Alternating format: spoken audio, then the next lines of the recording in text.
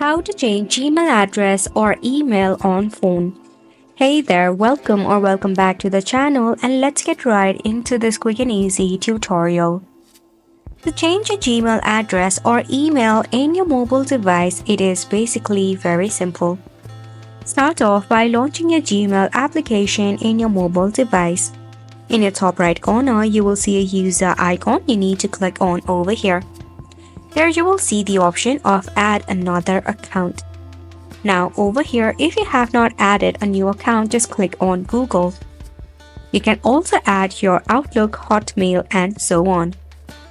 Now, to add a brand new account, you need to manually type in your email address or phone number along with your password. After that, you can just add a new account in your Google.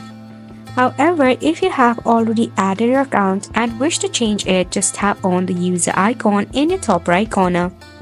Here at the bottom, you will find various of another different account that you have added. Now to switch between them, just tap on the particular account. After that, you'll be able to switch between the different Gmail account.